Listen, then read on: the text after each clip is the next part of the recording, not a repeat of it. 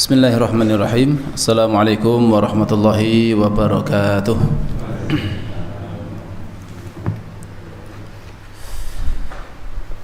Alhamdulillahilladzi arsala rasulahu bil huda wa dinil haqq liyudhhirahu 'ala dini kullihi wa kafa billahi syahida.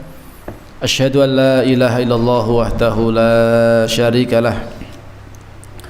Wa asyhadu anna Muhammadan abduhu wa rasuluhu la nabiyya wa la rasula ba'dah. Usikum wa iyaya nafsi bitaqwallah faqad fazal mu'minunal muttaqun haitsu qala ta'ala fil Qur'anil Karim a'udzu billahi minasyaitonir rajim bismillahirrahmanirrahim ya ayyuhalladzina amanu taqullaha haqqa tuqatih wa la tamutunna illa wa antum muslimun wa qala ya ayyuhalladzina amanu taqullaha wa qulu qawlan sadida yuslih lakum a'malakum wa yaghfir lakum dhunubakum wa may yuti'illaha wa rasulahu faqad faza fawzan 'azima.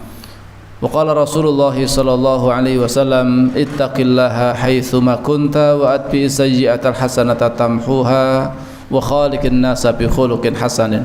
Allahumma salli wa sallim wa barik ala nabiyyina wa habibina Rasulillah Muhammadin sallallahu alaihi wasallam wa ala alihi wa ashabihi ajma'in, amma ba'd.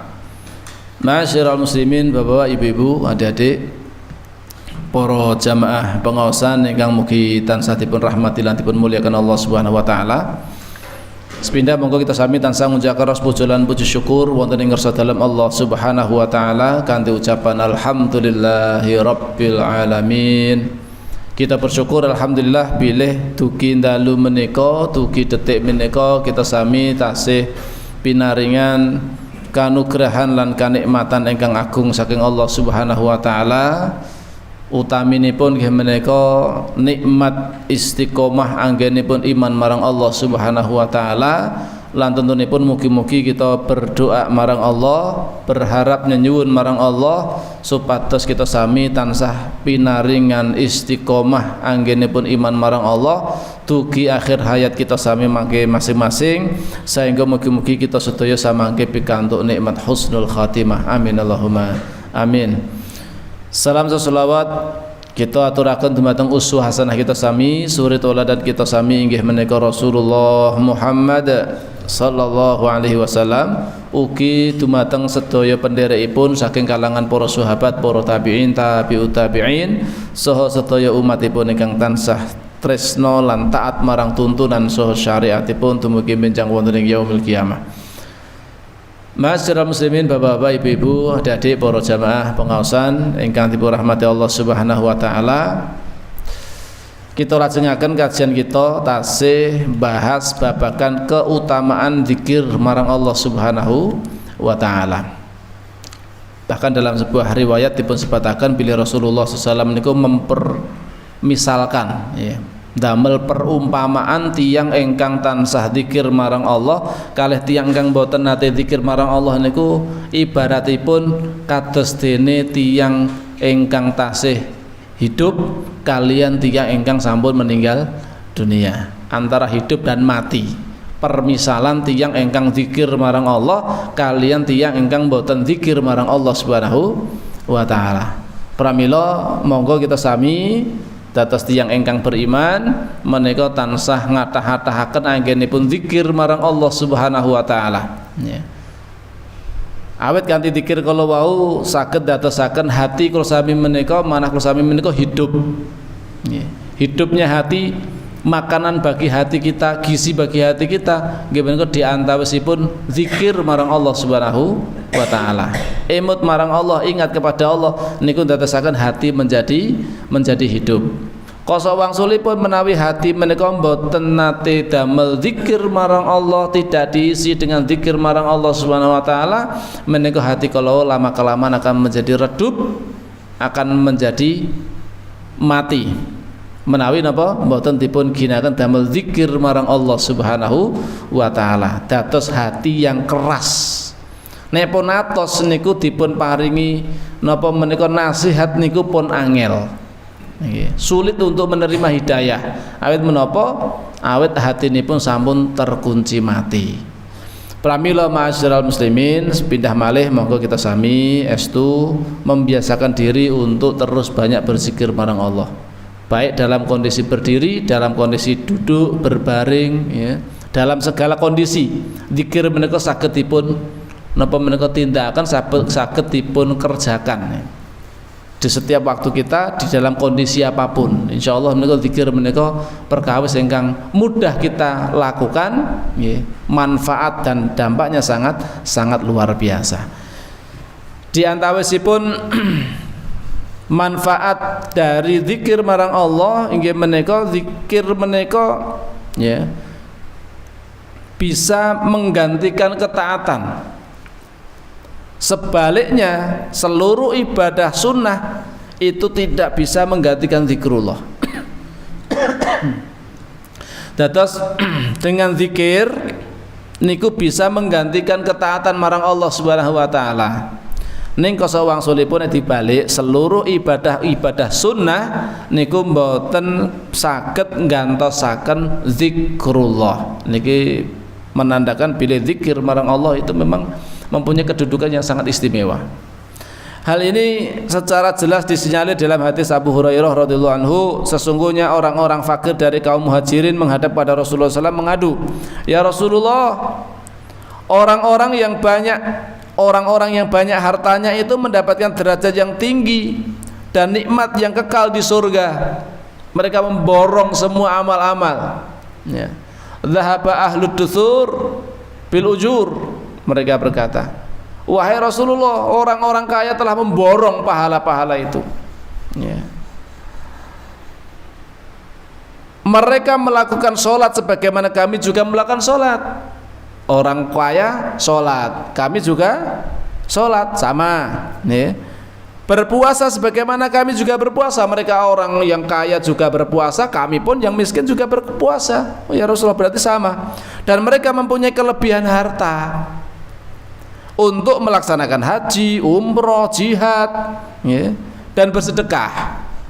Sedangkan kami tidak mempunyai harta, tidak bisa melakukan hal yang mereka lakukan ya Rasulullah. Terus bagaimana ini? Surga sudah diborong sama orang-orang kaya, terus kami yang miskin ini bagaimana? Maka beliau bersabda, "Maukah kalian aku ajari sesuatu yang dapat mengejar derajat orang-orang yang telah mendahului kalian dan kalian mendahului orang-orang setelah kalian?" Ya.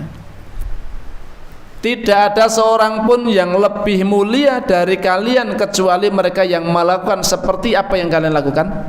Ya. Maka mereka serentak menjawab, "Iya wahai Rasulullah."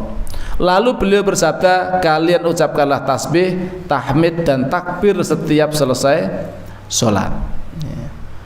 Abdullah ibnu Mas'ud radhiyallahu anhu beliau berkata, banyak bertasbih kepada Allah azza wa jalla lebih aku cintai daripada menginfakkan dinar sejumlah tasbih untuk berjuang di jalan Allah subhanahu wa ta'ala. Ini salah satu perkataan beliau ya, dari sahabat Abdullah ibnu Mas'ud tentang beliau itu sangat mencintai bertasbih kepada Allah subhanahu wa ta'ala ya. Karena apa? Beliau Abdullah ibnu Mas'ud ini termasuk diantara kalangan para sahabat yang memang dari golongan ekonomi lemah. Beliau pekerjaannya dulu adalah sebagai penggembala kambing, tidak terlalu diperhitungkan. Berbeda dengan Abu Bakar As-Siddiq, berbeda dengan Umar bin Khattab, berbeda dengan Abdurrahman bin Auf, berbeda dengan Utsman bin Affan. Akan tapi Abdullah ibnu Mas'ud itu adalah salah seorang sahabat yang sangat dimuliakan karena kecerdasannya. Termasuk yang menghafal Al-Quran, termasuk ahli tafsir di kalangan para sahabat. Karena apa? Ilmu yang beliau memiliki. Beliau memang mungkin tidak bisa menginfakkan dinar, dirham ya, karena memang ketiadaannya. Akan tapi beliau mempunyai amalan yang lain untuk menyamai sedekah itu tadi dengan memperbanyak tasbih kepada Allah Subhanahu wa taala. Pramila Bapak Ibu ingkang dirahmati Allah Subhanahu wa taala, jenengan ingkang napa menika nggadahi kelebihan harta, gunakan harta ya, digunakan untuk napa menika di jalan Allah Subhanahu wa taala, damel sedekah, damel infak, damel membantu fakir miskin dan segala macamnya. Niku bagian dari jenengan dipun berikan kelebihan dening Allah Subhanahu wa taala, mampu beramal yang seperti itu dengan harta jenengan. Bagi yang barangkali pas-pasan atau kurang di dalam urusan harta, ada pengganti yang lain dengan memperbanyak tasbih, tahlil, tahmid, ya. Setiap waktu, setiap saat, tidak hanya sekedar habis sholat.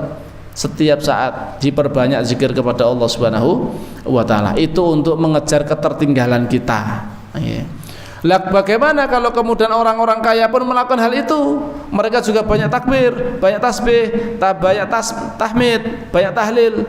Ya itulah Allah membagi-bagi amal itu ya sudah sesuai dengan Allah yang Allah tentukan atau Allah takdirkan.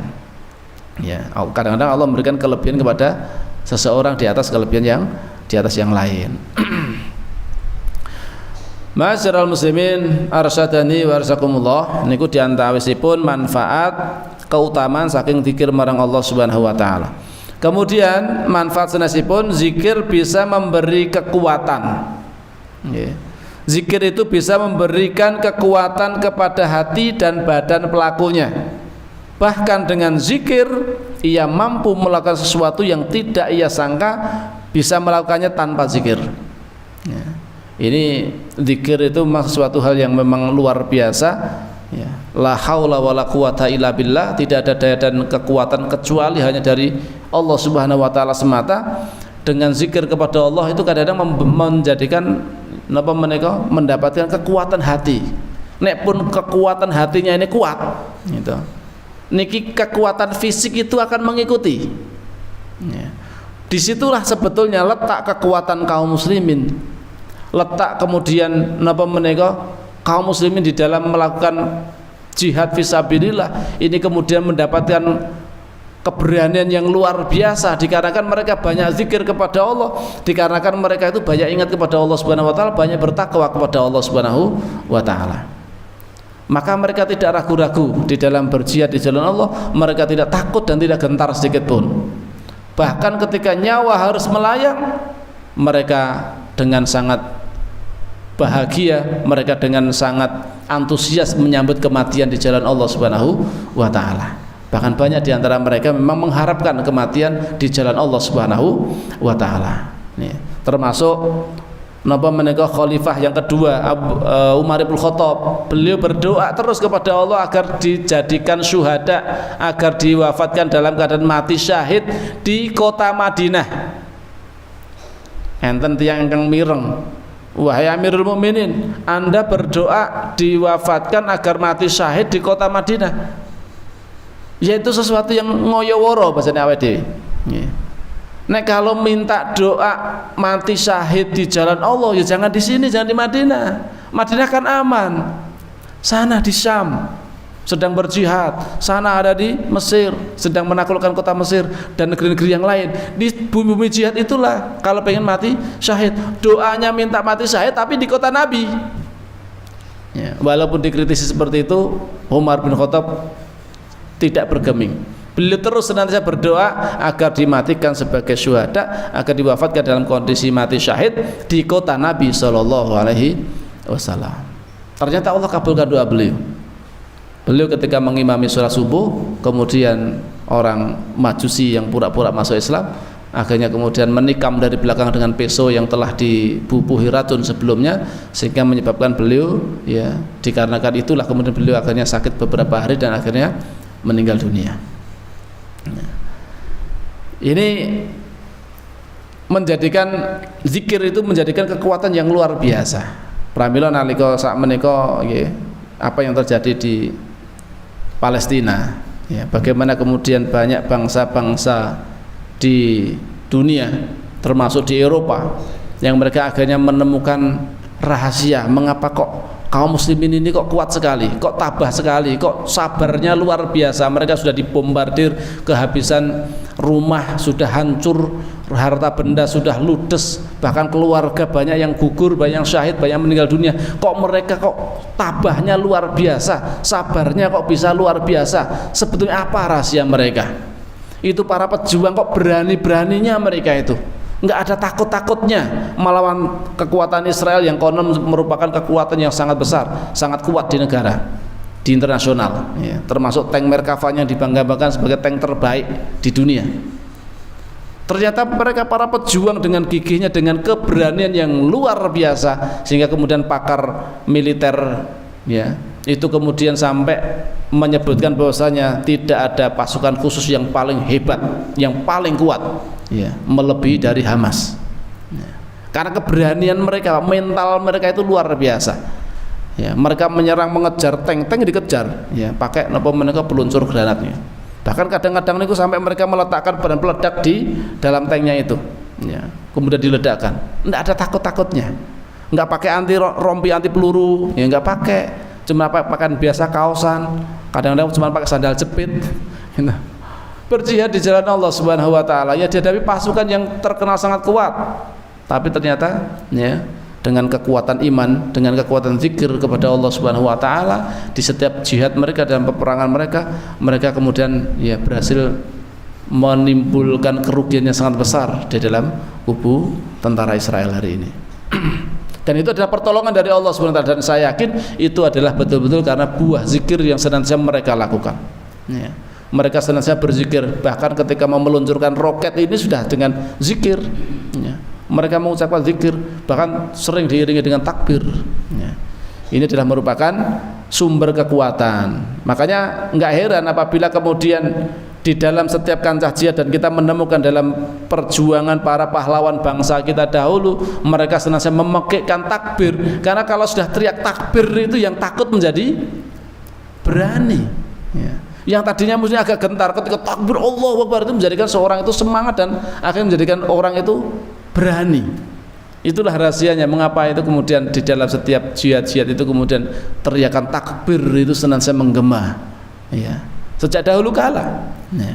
Sejak dahulu kala nenek moyang kita pun juga begitu, ketika berjihad melawan penjajah mereka teriakan takbir ya. Karena disitulah kekuatan yang menjadikan orang yang tadinya hatinya ciut, nyalinya agak ciut melihat militer musuh yang sangat kuat, tapi dengan teriakan takbir mereka menjadi orang-orang yang berani ya. Itulah fungsi dari zikir kepada Allah SWT, bisa memberikan kekuatan yang dahsyat ya. Baik kekuatan secara hati atau mental yang itu akan mempengaruhi kekuatan secara badannya, secara fisiknya. Sungguh Nabi SAW telah mengajarkan kepada Fatimah dan Ali radhiyallahu anhuma agar setiap kali hendak merebahkan tubuh mereka membaca tasbih 33 kali, kemudian membaca tahmid 33 kali, kemudian membaca takbir 33 kali ya. Ini ku Fatimah kalian Ali radhiyallahu anhu menika dipun ajaraken dening Rasulullah sallallahu alaihi wasallam supados saderengipun sare nggih nalika badhe rebahan, badhe sare menika supados maos zikir tasbih 33 kali, kemudian tahmid 33 kali, dan juga kemudian takbir 33 kali. Yaitu ketika Fatimah meminta seorang pembantu kepada beliau dan mengadukan betapa berat ia membuat adonan roti. Ya, beliau membantu pekerjaan suaminya, beliau ikut membuat adonan roti ya. Walaupun beliau adalah seorang putri dari ya, kalau istilah sekarang ya mungkin putri presiden itu ya, putra presiden gitu ya. Akan tapi beliau ya senantiasa ikut membantu suaminya di dalam pekerjaan-pekerjaannya, termasuk adalah membuat adonan roti, bekerja dan juga melayani. Maka beliau mengajarinya bacaan tersebut seraya bersabda, semua itu lebih baik bagi kalian daripada seorang pembantu. Rasul tidak memberikan pembantu kepada putrinya, padahal kita tahu Fatimah binti Rasulullah sallallahu alaihi wasallam itu adalah termasuk putri beliau yang paling beliau cintai ya. Putri beliau yang paling beliau cintai Fatimah ya. Akan tapi walaupun seperti itu Rasul tidak kemudian serta-merta memberikan ya sudah ya mesaknenya tak kayak pembantu, enggak. Beliau kemudian justru dikasih alternatif lain. Apa itu? Zikir. Sudah gantinya Pak, ini zikir. Kamu mau tidur, zikir bacalah subhanallah, subhanallah, subhanallah 33 kali, kemudian tahmid alhamdulillah, alhamdulillah, alhamdulillah 33 kali, kemudian Allahu akbar, Allahu akbar, Allahu akbar 33 kali. Itu lebih baik daripada seorang pembantu ya. Sehingga ada ungkapan barang siapa yang terbiasa dengan zikir tadi pada hari itu ia menemukan kekuatan yang membuatnya tak lagi membutuhkan pembantu. Nah ini. Atas Bapak Ibu nalika jenengan ibu-ibu termasuk ya, barangkali merasakan berat pekerjaan rumah yang menumpuk banyak, cucian piring, cucian pakaian, menggunung, setrika, ya, masak dan segala macamnya terasa berat. Banyak zikir Bu ya. Zikir sebelum tidur membaca tadi yang diajarkan oleh Rasulullah SAW ya. Maka kalau siapa yang telah melazimi niku wau, niku ada yang sampai yang mengatakan ya, maka pada hari itu ia menemukan kekuatan. Punya kekuatan yang itu setara dengan adanya pembantu. Jadi nggak butuh pembantu. Nek butuh pembantu kan berarti harus bayar. Ya, jenengan bayari pembantu. Tapi cukup dengan zikir seperti itu, jenengan mboten sah bayar pembantu ya, sudah tidak perlu bantuan pembantu, jenengan lakukan sendiri dengan penuh kekuatan jenengan sendiri. Itu sebetulnya yang memberikan kekuatan niku Allah Subhanahu wa taala, dikarenakan apa? Zikir panjenengan ingkang sampun jenengan lazimi. Gampil lho mboten Bu?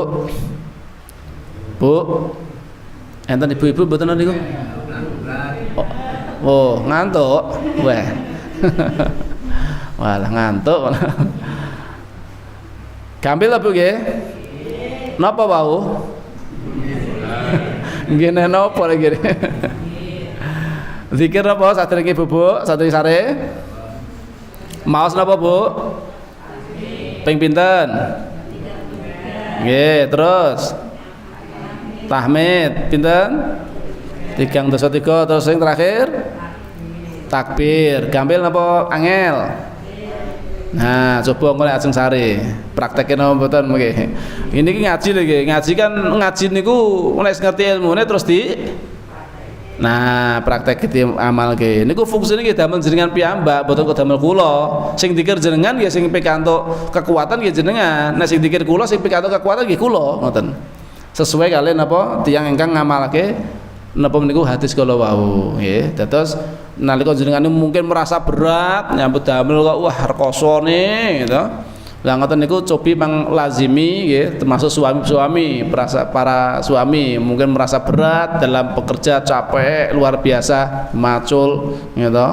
Napa niku sedina mbut gawe kesel. Nah, ngoten niku mang lazimi zikir marang Allah di waktu jenengan niku badhe sare nggih. Insyaallah Allah badhe paring kekuatan sehingga mboten butuh malih pembantu.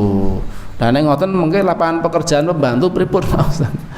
Ya itu nanti bagi yang memang memberikan nggadai finansial yang lebih. Niki bagi orang yang barangkali klasik atas dene kula ngeten niki lah dereng butuh pembantu. Lah nek tiyang sampun sugih banget ngoten nika nggih mesake biar ada menyerap tenaga kerja ya mungkin mempekerjakan pembantu ndak ada masalah, enggak apa-apa nggih. Bukan berarti ini enggak napa menika dilarang pakai pembantu, enggak, boleh saja. Jenengan kalau mampu bayar pembantu ya bayar pembantu enggak apa-apa untuk menolong ekonomi saudara kita yang kesulitan. Tapi nek misalnya pun ini kan solusi bagi Fatimah dan Ali waktu itu yang masih miskin. Ya, putri Rasulullah SAW miskin kehidupannya bersama dengan Ali. Ali termasuk orang miskin di kalangan para sahabat, juga termasuk sahabat yang miskin. Tidak punya banyak harta benda. Ya. Maka kemudian Rasulullah memberikan solusi, udah nggak usah pakai pembantunan, ya kamu lazimi dengan membaca zikir Subhanallah, Subhanallah, Subhanallah, Alhamdulillah, Alhamdulillah, Alhamdulillah, Allahu Akbar, Allahu Akbar, Allahu Akbar. Sebanyak 33 kali semuanya, maka itu cukup menggantikan pembantu ya yang jenengan butuhkan insyaallah.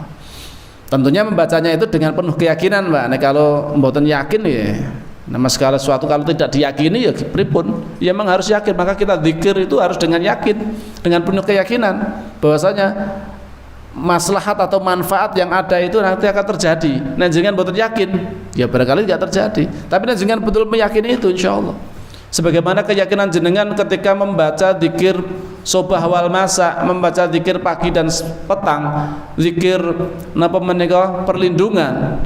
Jenengan nek membaca dengan penuh keyakinan, maka itu betul-betul jenengan akan dilindungi dan dijaga oleh Allah Subhanahu wa taala. Dengan mengucapkan bismillahilladzi la yadurru ma'asmihi syai'un fil ardi wala fis sama'i wa huwas samiul alim. Ketika jenengan itu baca itu ya, kan barang siapa membaca itu 3 kali maka dia akan terhindar dari napa menika, tidak ada yang bisa membahayakannya. Ya, nah dengan baca pagi hari dilindungi sampai sore hari. Kalau dibaca sore hari akan dilindungi sampai pagi hari. Tidak ada satu makhluk pun yang akan bisa menjadikan kita itu mendapatkan madarat. Ya. Kecuali memang itu sudah ditakdirkan oleh Allah Subhanahu wa taala. Ya. Tapi itu memang dalam hatinya seperti itu. Kalau itu kita yakini, insya Allah tidak ada sesuatu yang membahayakan kita. Kalau misalkan terjadi kecelakaan atau apapun, insya Allah tidak akan berakibat fatal.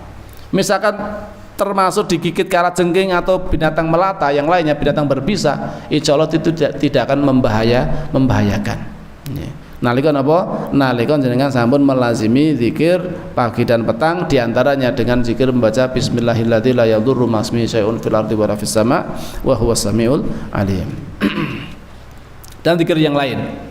Nalika jenengan singgah di suatu tempat, jenengan khawatir atau takut dengan mungkin ada mara bahaya apapun, entah itu begal, jambret, rampok dan segala macamnya, atau yang barangkali takut dengan di situ ada atau hantu atau jin-jin penunggu atau segala macamnya, jenengan zikir a'udzu bikalimatillahi tammati min syarri ma khalaq, a'udzu bikalimatillahi tammati min syarri ma khalaq, a'udzu bikalimatillahi tammati min syarri ma khalaq. Insya Allah jenengan akan dijaga, tidak akan diganggu, tidak ada makhluk pun yang akan mengganggu jenengan. Ya. Itu kalau diyakini, Pak. Nek ora yakin ya namanya orang zikir gak yakin kepada Allah ya sama dengan. Ya. Maka harus penuh dengan keyakinan. Manfaat zikir senesipun gimana kau memperbanyak zikir bisa menjadikan aman dari wilayah kemunafikan. Ya. Awet napa tiang-tiang munafik itu sedikit sekali zikirnya kepada Allah, sedikit sekali ingatnya kepada Allah. Sedangkan orang yang beriman, iman yang benar, bukan kemunafikan, dia itu akan senantiasa banyak zikir kepada Allah. Baik dalam kondisi sendirian maupun bersama orang lain, dia itu hatinya senantiasa ingat kepada Allah Subhanahu wa taala. Itu menunjukkan bahwa dia bukan orang munafik. Orang munafik itu ciri-cirinya zikirnya sedikit, ingatnya kepada Allah sedikit. Ya. Maka mereka itu sebenarnya bukan orang yang bahagia, mereka itu susah dalam hidup mereka, itu orang-orang munafik itu. Ya. Kenapa? Mereka ya senantiasa gundah gulana dengan pikirannya dia sendiri. Kenapa? Pikirannya tidak diisi dengan ketenangan zikir pada Allah, tapi diisi dengan bagaimana caranya untuk menjatuhkan agama Islam. Ya, ini yang menjadikan mereka akan terkena penyakit hasad itu. Sebab orang-orang munafik itu sedikit sekali berzikir kepada Allah Azza wa Jalla. Ya. Allah SWT berfirman mengenai orang-orang munafik, dan tidaklah mereka menyebut Allah kecuali sedikit sekali. Ya. Kemudian Ka'ab berkata, barang siapa memperbanyak zikir, ia terbebas dari kemunafikan. Karena itu Allah SWT lebih tahu. Allah mengakhiri surat Al-Munafikun dengan firman-Nya, wahai orang-orang yang beriman, janganlah harta-hartamu dan anak-anakmu melalaikan kamu dari mengingat Allah. Barang siapa yang berbuat demikian, maka mereka itulah orang-orang yang rugi. Dados nek dadosaken harta benda kita, ya, anak-anak kita, istri kita, itu menjadikan kita lalai dari berzikir kepada Allah, lalai dari ingat kepada Allah. Ya, maka itu kita akan termasuk orang-orang yang rugi. Maka kita jadi orang yang beriman jangan seperti itu. Silahkan cari harta, silahkan napa menika bercengkrama dengan keluarga, ya, bersenang-senang dengan keluarga, monggo, itu tidak dilarang. Jangan mengumpulkan harta atau mencari harta yang halal, itu juga diperintahkan bahkan.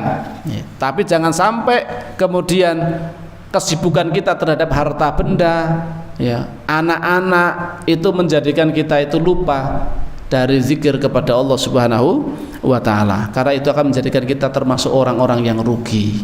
Ya.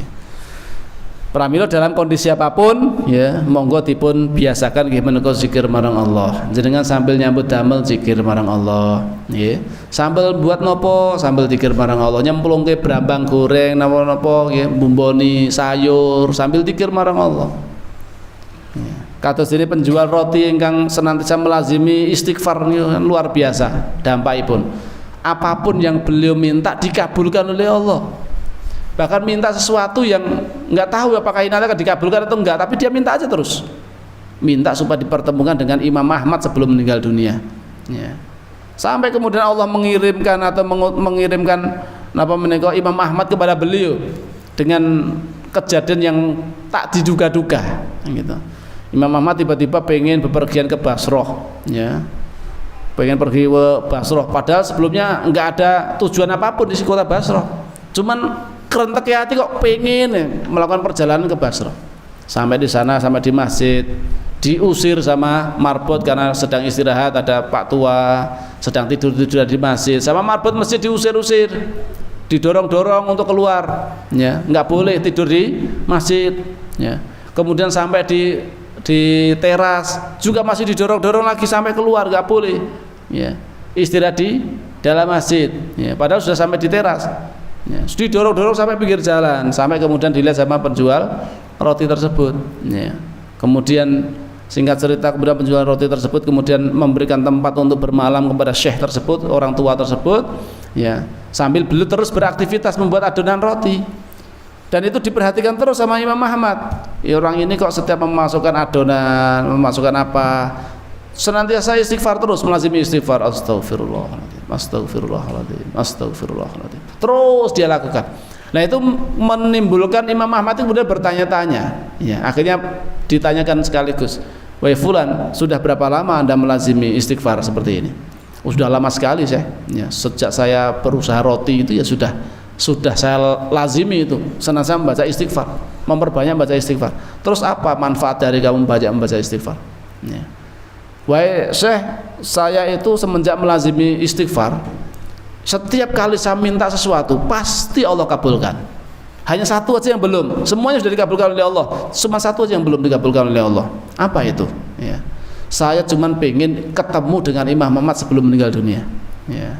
Masya Allah. Imam Ahmad, ya, yang ternyata adalah sudah ada di hadapannya itu, ya, itu kemudian ya spontan takbir Allahu Akbar. Ternyata ini gara-gara doamu itulah yang menjadikan saya itu sampai kemudian kok pengen perjalanan sampai ke Basrah, kemudian diusir-usir oleh marbot masjid. Itu ya hanya gara-gara pengen mengabulkan doamu itu yang ketemu dengan Imam Ahmad. Ya saya inilah Imam Ahmad itu. Ini Masya Allah, ini buah dari melazimi suatu zikir, yaitu istighfar, ya. Allah akan mengabulkan doa-doa kita kalau kita memperbanyak istighfar, ya. Karena Rasulullah pun juga mengajarkan kepada kita dan memerintahkan kepada kita untuk memperbanyak istighfar dan bertobat kepada Allah, ya. Tidak sekurang-kurangnya, ya, minimal itu adalah 100 kali minimal, atau 70 kali dalam riwayat yang lain. Ini ku Rasulullah lagi, kualitasnya Rasulullah lah, apalagi kita yang bukan Rasul, yang bukan sahabat, kita lebih layak memperbanyak istighfar kepada Allah Subhanahu wa ta'ala. Kemudian berikutnya, zikir ialah amal yang menyimpan kenikmatan tiada tara, yeah. Zikir itu menyebabkan nikmat di dalam hati, menimbulkan ketentraman yang luar biasa di dalam hati, itu karena zikir kepada Allah. Andai tidak ada pahala bagi hamba selain kelezatan yang dirasakan orang yang berzikir dan kenikmatan yang direguk hatinya, hal tersebut sudah cukup. Misalkan nggak ada pahala yang lain kecuali zikir itu menimbulkan nikmat dalam hati, itu sebetulnya sudah cukup. Akan tapi kan Allah tidak hanya sekedar memberikan rasa nikmat kepada orang yang berzikir kepada Allah, tapi juga Allah kasih maringin apa? Pahala. Ya, ini luar biasa nikmatipun. Oleh karena itu majelis orang-orang yang berzikir dinamakan taman-taman surga, ya. Taman-taman surga. Bagaimana orang-orang berzikir kepada Allah, banyak ingat kepada Allah, ya. Mereka mengkaji ayat-ayatnya Allah, mereka mempelajari ilmu nipun Allah Subhanahu wa ta'ala. Mereka dipun ibaratakan, dipun gambarakan mereka taman-taman surga, karena di situ akan melahirkan ketentraman dan kedamaian di dalam hati. Malik bin Dinar beliau berkata, tiada kenikmatan bagi orang-orang yang merasakan nikmat melebihi kenikmatan zikir kepada Allah Subhanahu wa ta'ala. Pramila banyak berzikir kepada Allah Subhanahu wa ta'ala. Tentunya zikir menika disertai dengan jenengan memahami makna yang terkandung di dalamnya. Jenengan pas mau subhanallah itu betul-betul dirasakan maha suci Allah betul ya. Ketika jenengan mau napa menika Allahu Akbar misalipun jenengan itu betul-betul merasakan bahwasanya Allah lah yang satu-satunya zat yang maha besar ya. Ketika jenengan mengucapkan napa menika alhamdulillah jenengan merasakan betul-betul bahwasanya Allah Subhanahu wa taala telah memberikan kenikmatan yang banyak dumateng kula lan panjenengan sami ya. Nek kalau dengan memahami bacaan-bacaan zikir yang kita baca, niku insyaallah akan melahirkan ketentraman dan ketenangan di dalam hati kita. Ya. Kemudian yang ke-27, membiasakan zikir bisa memperbanyak saksi bagi hamba pada hari kiamat. Jangan lelenggateng mriki sambil zikir gitu, mengke tegel-tegel niku dados napa menika? Dados saksi ya, makhluk-makhluk yang ada niku menjadi saksi dumateng panjenengan. Semakin jenengan sering banyak zikir dimanapun ketika berada, di pegunungan zikir, di napa menika, di padang pasir zikir, di lautan zikir, di sungai zikir, dimanapun berzikir, di sawah zikir, di tempat pekerjaan zikir, niku semakin memperbanyak saksi-saksi yang kelak mereka akan bersaksi bahwa jenengan termasuk orang-orang yang senantiasa berzikir kepada Allah Subhanahu wa taala. Ya. Pramila nggih, melazimi zikir itu memang luar biasa, manfaatnya sangat banyak, sekaligus itu juga menjadikan ketentraman di dalam hati kita. Yang terakhir yang ke-28 yang beliau sebutkan sebetulnya banyak ya, lebih dari 70-an manfaat dari zikir sebetulnya, tapi di sini hanya dirangkumkan cuma 28 saja. Zikir lebih utama daripada doa. Ya, zikir itu lebih utama daripada apa? Doa. Kenapa kok begitu? Karena zikir ialah pujian kepada Allah Azza wa Jalla, sedangkan doa ialah permohonan hamba terhadap kebutuhannya. Nek zikir itu kan ya kita zikir, tidak ada permohonan di situ kan. Kita tidak kemudian sedang meminta sesuatu kepada Allah, tapi kita banyak memuji Allah Subhanahu wa taala dengan baca tasbih, tahmid, tahlil, takbir. Nih. Banyak memuji Allah SWT dan di situ tidak mengungkapkan kita butuh atau sedang membutuhkan bantuan Allah Subhanahu wa taala. Ya. Sedangkan doa itu ya secara spesifik kita memohon, meminta, nyuwun marang Allah Subhanahu wa taala atas kebutuhan-kebutuhan yang kita hadapi atau kita butuhkan. Kita butuh apa atau kita dalam kesulitan apa, minta apa, kita berdoa minta kepada Allah Subhanahu wa taala. Ya. Wajar kalau kemudian seorang itu minta, ya wajar karena dia dalam kondisi kesulitan atau dia membutuhkan sesuatu, maka dia butuh dengan cara berdoa kepada Allah Subhanahu wa taala. Sedangkan berzikir, dia walaupun tidak dalam kondisi dia membutuhkan bantuan atau sedang butuh sesuatu, dia senantiasa berzikir ingat kepada Allah Subhanahu wa taala. Maka itu lebih utama ya, zikir itu lebih utama daripada doa, karena zikir ialah pujian kepada Allah, sedangkan doa ialah permohonan hamba terhadap kebutuhannya. Coba bandingkan masing-masing hal tersebut ya. Selain itu zikir bisa menyebabkan terkabulkannya doa, karena doa yang diawali dengan zikir dan pujian kepada Allah lebih utama dan lebih berkesempatan untuk terkabul daripada doa semata. Pramila etika utawi zik napa menika adab saderengipun berdoa marang Allah menika supados banyak memuji Allah rumiyin. Jenengan mangkata-katakan memuji Allah rumiyin nggih, jenengan sebutkan dengan Asmaul Husna misalkan, atau dengan mengucapkan alhamdulillahirabbil alamin, terus kemudian Pak membaca sholawat kepada Nabi kita sallallahu alaihi wasallam. Niku diantara napa menika etika ketika kita itu sedang berdoa kepada Allah Subhanahu wa taala supados napa supados dipun kabulaken dening Allah Subhanahu wa taala, dibandingkan dengan orang yang hanya tiba-tiba langsung berdoa saja. Nggih, tidak pakai prolog. Padahal Allah itu sangat suka sekali ketika hambanya itu ya memuji-muji Allah terlebih dahulu ya, dengan ucapan alhamdulillah, dengan ucapan yang lain, atau menyebutkan Asmaul Husna ya.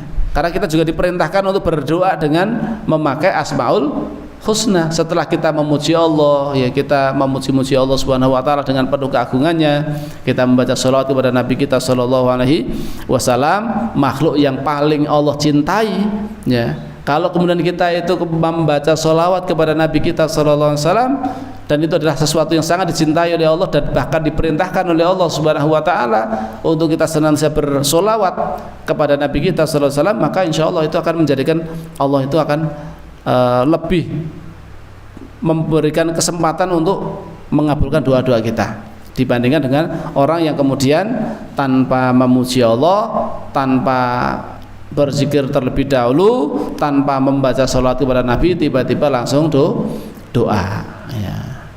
Pramila niku nggih bagian saking napa menika adab etika nalika kita sambil menika berdoa marang Allah menika supados napa menika membaca hamdalah utawi memuji Allah, kemudian dengan menyebut utawi sholawat kepada Nabi kita sallallahu alaihi wasallam, kemudian mendoakan kepada kaum muslimin secara umum, baru nanti kemudian kepada orang tua dan diri pribadi kita masing-masing, termasuk nanti menyebutkan doa yang barangkali kita hajatkan pada waktu itu. Itu bagian dari napa menika etika supados doa kula lan sami menika lebih berkesempatan untuk dikabulkan dening Allah Subhanahu wa taala.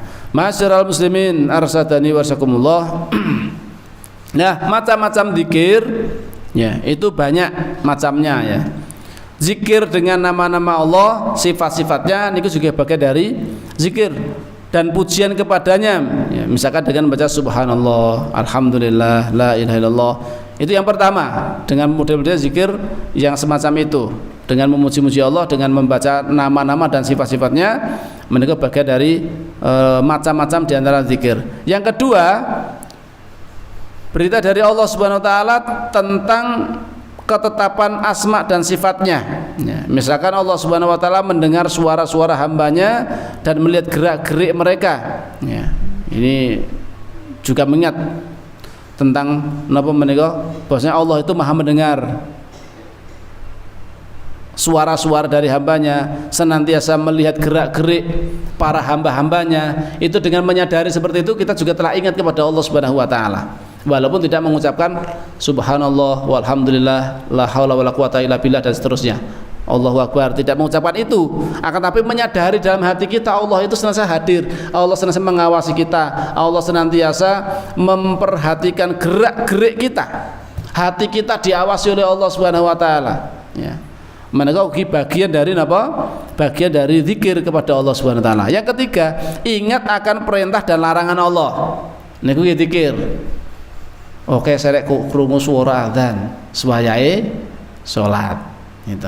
Ingat kepada perintah ibn Allah. Allah telah memerintahkan saya untuk mengerjakan sholat, maka saya pun mengerjakan sholat karena ini bagian dari perintah Allah Subhanahu wa taala. Nalika napa menika mirsani perbuatan maksiat ya, atau mau berbuat maksiat, ingat ya Allah, ini ternyata adalah larangan dari Allah Subhanahu wa taala. Aku ora kena ngombe barang ngono kuwi. Barang sing dilarang, khomer segala macamnya, Allah melarang aku dari seperti itu. Itu juga bagian dari zikir kepada Allah Subhanahu wa taala. Jangan emot, ini perintah Allah, ini larangan Allah. Ingat seperti itu berarti sudah ingat kepada yang membuat syariat. Nggih menika sinten? Allah Subhanahu wa taala. Ya, dan yang keempat, macam-macam zikir ialah ingat akan nikmat-nikmat dan kebaikan-kebaikan Allah. Ya, pramila nggih. Biasanya pun napa menika di awal-awal khutbah mesti dipun emutaken babakan napa menika nikmat-nikmatipun Allah ingkang sampun dipun raosaken supados timbul rasa syukur kita kepada Allah Subhanahu wa taala, mengingatkan bahwasanya nikmat yang Allah berikan kepada kita itu amat sangat banyak, tidak terhitung, mboten saged dipun itung-itung dumateng ya para hambanipun. Saking kathahipun nikmat ingkang sampun Allah paringaken dumateng kula lan panjenengan sami. Nah, ini dengan mengingat-ingat nikmatipun Allah dan kebaikan-kebaikan Allah ya, niki ugi bagian dari zikir marang Allah Subhanahu wa taala. Dados macam-macam zikir wonten pinten niki wau? Sekawan ya, ada 4. Yang pertama dengan zikir melalui nama-namanya dan sifat-sifatnya, ataupun pujian-pujian langsung kepada Allah dengan ucapan-ucapan zikir seperti membaca tasbih subhanallah subhanallah, atau hamdalah alhamdulillah alhamdulillah alhamdulillah, tahlil la ilaha illallah la ilaha illallah ya, dan seterusnya, Allahu akbar dan seterusnya. Niku bagian dari zikir dengan menyebut-nyebut nama-nama dan sifat-sifatnya serta dengan napa menika dengan kalimat-kalimat zikir. Yang kedua, nggih menika berita dari Allah tentang bahwasanya Allah itu mendengar suara-suara hambanya, Allah memperhatikan gerak-gerik kita. Dan terus maksudipun dengan merasakan kehadiran Allah, merasakan Allah itu betul-betul mengawasi kita, Allah itu maha mendengar doa-doa kita. Dengan cara seperti itu juga bagian dari zikir kepada Allah. Yang ketiga adalah ingat akan perintah Allah dan larangannya Allah. Jenengan kalau emutan, oh iki perintah Allah, oh iki larangannya Allah, niku berarti jenengan sampun emut marang Allah Subhanahu wa taala, sudah berzikir kepada Allah. Dan yang terakhir adalah ingat akan nikmat-nikmat dan kebesaran Allah Subhanahu wa taala kepada kita. Niku nggih bagian saking zikir marang Allah Subhanahu wa taala. Awit apa kanthi mengingat-ingat nikmat-nikmat Allah yang sampun dipun paringaken dumateng kula sami, mereka semakin menumbuhkan kita itu semakin cinta kepada Allah, akan semakin tunduk kepada Allah, dan semakin semangat di dalam melaksanakan ketaatan dan ibadah kita kepada Allah Subhanahu wa taala. Maka zikir bisa dilakukan dengan hati atau lisan. Ya. Dengan hati bisa, jenengan di dalam hati, misalipun di dalam kamar mandi kan ndak boten angsal jenengan maca napa menika subhanallah walhamdulillah teng jero kamar mandi ndak boten angsal. Pramila jenengan di batin. Misalkan zikir temur di batin dalam hati. Zikir yang paling utama ialah ketika ada kecocokan antara hati dan lisan. Itu yang paling baik. Lisannya mengucapkan, hatinya ikut membenarkan, ikut merasakan, ikut hadir. Ini adalah zikir yang terbaik. Hanya saja perlu diingat, zikir dengan hati saja itu lebih utama daripada zikir hanya dengan lisan saja. Luang sulim lagi. Zikir dengan hati saja, dengan namung zikirin nunggu jero hati, dibatin kemawon. Niku langkung utami daripada jenengan zikir hanya dengan lisan tanpa hati. Zikire mung subhanallah subhanallah, ning atine mbuh nanti. Atine mboten zikir marang Allah Subhanahu wa taala, atine kelingan apa-apa, kelingan gawean, kelingan donya dan segala macamnya, tidak zikir kepada Allah. Lisannya mengucapkan zikir gitu. Berarti yang zikir hanya lisan saja, padahal esensi zikir itu yang lebih manfaat itu adalah ketika hati itu merasakan atau ikut berzikir di situ. Maka yang paling utama adalah ada kecocokan, kesesuaian antara lisan mengucapkan zikir, hati juga berzikir ya. Kalau cocok antara lisan dengan hatinya sama-sama ingat kepada Allah, itulah yang menjadikan napa menika zikir itu menjadi lebih terasa sekali. Tapi nek cuma sekedar lisan toh ya hanya sampai lisan, enggak sampai ke dalam hati, niku manfaatipun nggih tidak terlalu signifikan. Hatinya cek padha wae, awet apa? Hatinya enggak ikut zikir, yang zikir cuma lisan saja. Wallahu alam shawab. Bila mengatakan rumiyin ingkang saged kula aturaken nggih, manfaat-manfaat zikir sampun rampung, insyaallah mengke dipun lajengaken nggih menika keutamaan membaca Al-Qur'an insyaallah. Baca Al-Quran niku nggih bagian saking zikrullah, bagian saking zikir kepada Allah. Akan tapi di sini dikaji atau dibahas secara spesifik, secara khusus nggih menika keutamaan di dalam membaca Al-Quran insyaallah. Bapilih mengatakan kirang langkung nyuwun pangapunten bapilih wonten kathah kelentah-kelenturipun dengan anggen kula matur menika lepat saking kula pribadi enten lur saking Allah Subhanahu wa taala. Mugi-mugi kita sami tansah pinaringan nikmat istiqomah anggenipun iman marang Allah, tansah dipun paringi kesabaran anggenipun menjalankan ketaatan kepada Allah, dipun paringi kesabaran anggenipun ninggalaken larangan-laranganipun Allah. Mugi-mugi kita sedaya samangke pikantuk nikmat husnul khotimah, lan mugi-mugi kita sedaya samangke dipun kempalaken wonten ing jannahipun Allah Subhanahu wa taala. Amin Allahumma amin. Monggo kita akhiri kajian ing dalem menika kanthi doa kafaratul majelis. Subhanakallahumma wa bihamdika asyhadu an la ilaha illa anta astaghfiruka wa atubu ilaik. Assalamualaikum warahmatullahi wabarakatuh.